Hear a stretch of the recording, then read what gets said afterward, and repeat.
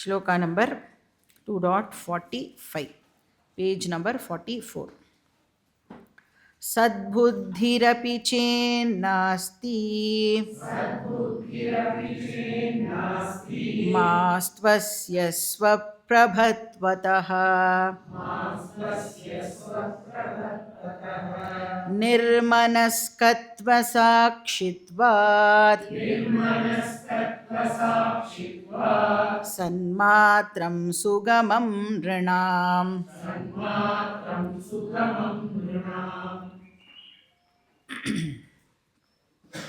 So சாந்தோக்கிய வாக்கியத்துடைய எல்லா பதங்களுடைய அனாலிசிஸையும் நாம் கம்ப்ளீட் பண்ணியாச்சு.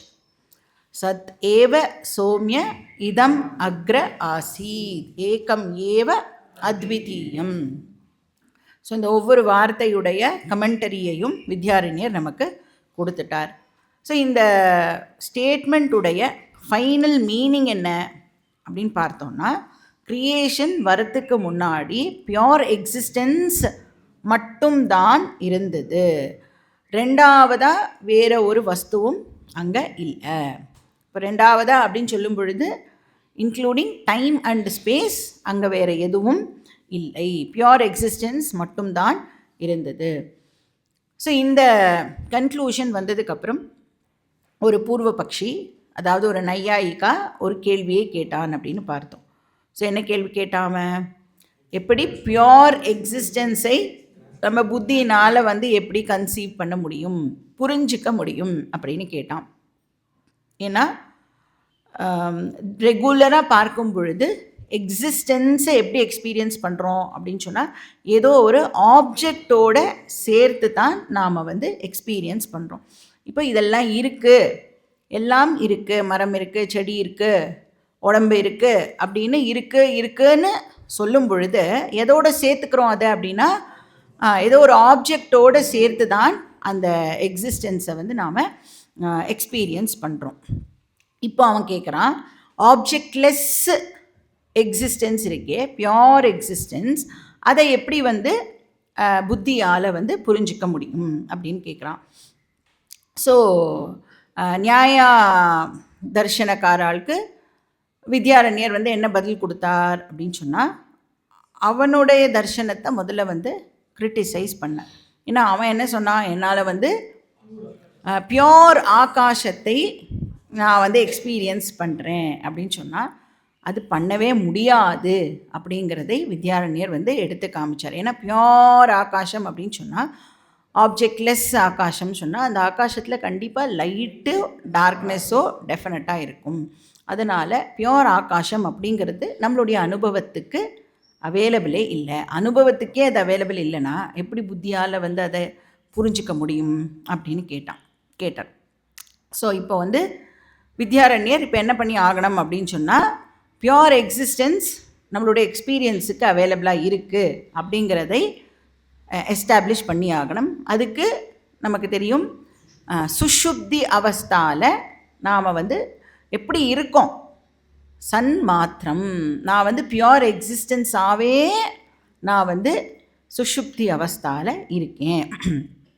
ஏன்னா அப்போ எந்த ஆப்ஜெக்ட்ஸுமே இல்லாததுனால தான் எனக்கு எந்த விதமான ஆப்ஜெக்ட் எக்ஸ்பீரியன்ஸும் ஏற்படுறது இல்லை. அதனால் நான் என்ன சொல்கிறேன், நான் எதையுமே எக்ஸ்பீரியன்ஸ் பண்ணுறது இல்லை அப்படின்னு ஒரு ஸ்டேட்மெண்ட்டை நாம் தூங்கி எழுந்த உடனே சொல்கிறோம். எதுவும் எக்ஸ்பீரியன்ஸ் பண்ணலை அப்படின்னு தூங்கி எழுந்ததுக்கப்புறம் சொல்கிறோம். அப்படின்னா என்ன அர்த்தம், எதையும் எக்ஸ்பீரியன்ஸ் பண்ணலை அப்படின்னு சொன்னால் நாம் கான்ஷியஸ்னஸ்ஸுடைய ஆஸ்பெக்ட்லேருந்து பார்க்கும் பொழுது என்ன சொல்லுவோம், அந்த எதுவுமே இல்லை அப்படிங்கிறது உனக்கு தெரியறது. எதுவுமே இல்லைன்னு தெரியறது எப்படி தெரியறது, ஏன்னா அந்த தெரிஞ்சுக்கிற பிரின்சிபிள் அந்த இடத்துல இருக்கிறதுனால தான் எதுவுமே இல்லை அப்படிங்கிறது நமக்கு தெரிய வர்றது அப்படின்னு சொல்கிறோம் இல்லையா.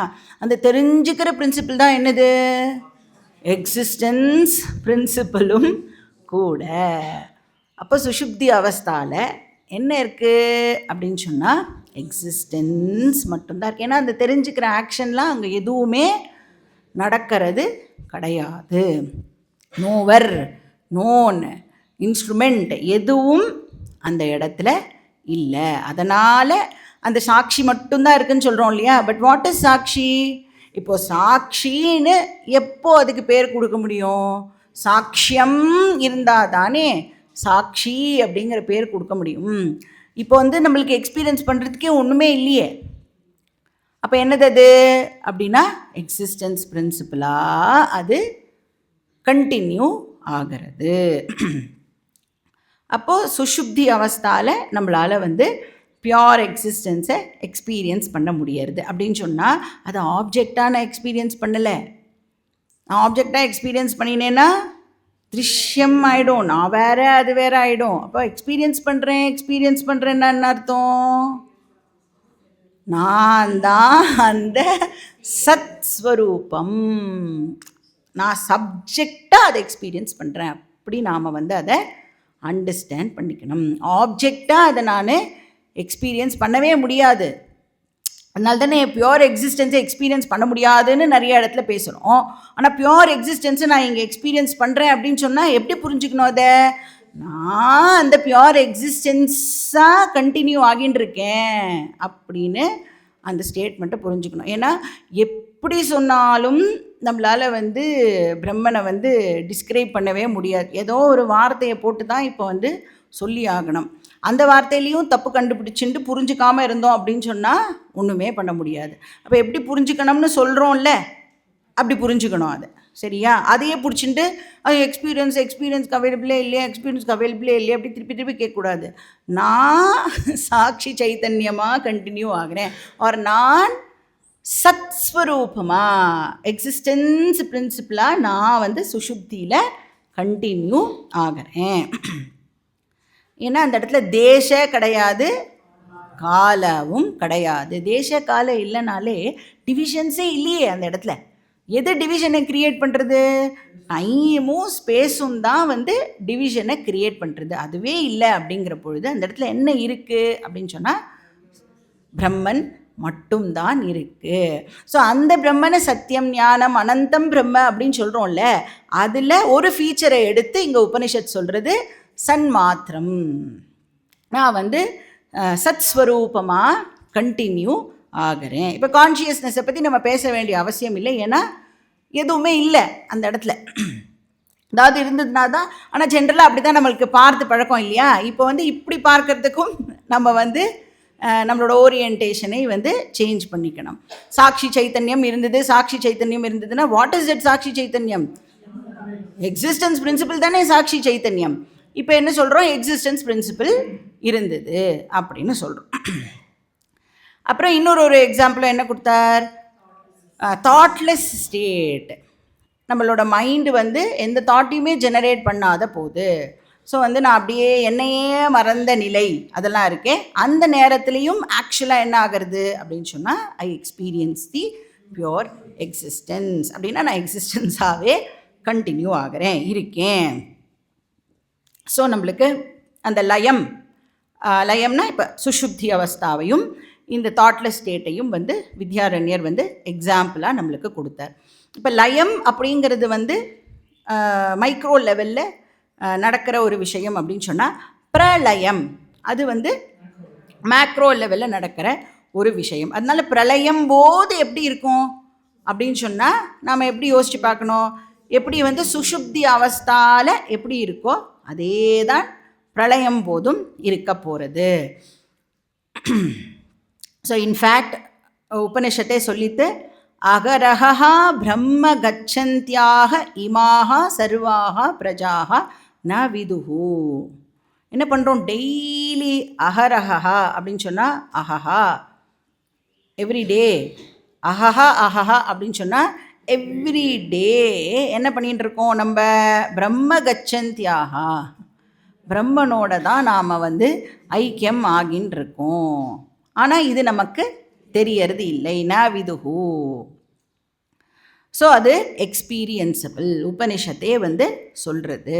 இப்போ மைண்டு வந்து அந்த சத் பிரின்சிபலை ஆப்ஜெக்டிஃபை பண்ண வேண்டிய அவசியம் இல்லை.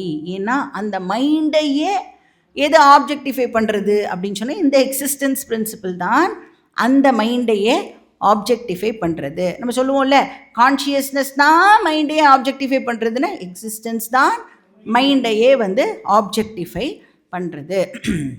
ஸோ அதனால் 45வது ஸ்லோகத்தில் அவர் வந்து அந்த ஸ்டேட்மெண்ட்டை வந்து கன்க்ளூட் பண்ணார். என்ன சொன்னார்? நிர்மனஸ்கத்வ சாட்சித்வாத். இப்போ பியோர் எக்ஸிஸ்டன்ஸ் ஆர் கான்ஷியஸ்னஸ் அதுதான் விட்னஸ் பிரின்சிபிளாக இருக்குது. எதுக்கு? அந்த நான் ஃபங்க்ஷனிங் மைண்டுக்கு விட்னஸ் பிரின்சிபிளாக இருக்குது. ரிசால்வ்டு மைண்டுக்கு விட்னஸ் பிரின்சிபிளாக இருக்குது. அப்போ அந்த ரிசால்வ் மைண்டு இருக்குது அப்படின்னு சொன்னால் எதனால் இருக்குது? அதை எது வந்து இப்போது பிரகாசப்படுத்தி ஆகணும்? எக்ஸிஸ்டன்ஸ் பிரின்சிபிள் தானே அதை வந்து இப்போது பிரகாசப்படுத்தி ஆகணும். ஸோ சன்மாத்திரம் சுகமம் ரிணம் அதை நம்மளால் ஈஸியாக இப்போது அண்டர்ஸ்டாண்ட் பண்ணிக்க முடியும். சுகமம் அப்படின்னு சொன்னால் ஈஸிலி காம்ப்ரிஹென்சிபிள். ரிணம் அப்படின்னு சொன்னால் எல்லாருக்கும் அப்படின்னு அர்த்தம். எல்லாராலையும் அதை வந்து ஈஸியாக அண்டர்ஸ்டாண்ட் பண்ணிக்க முடியும்.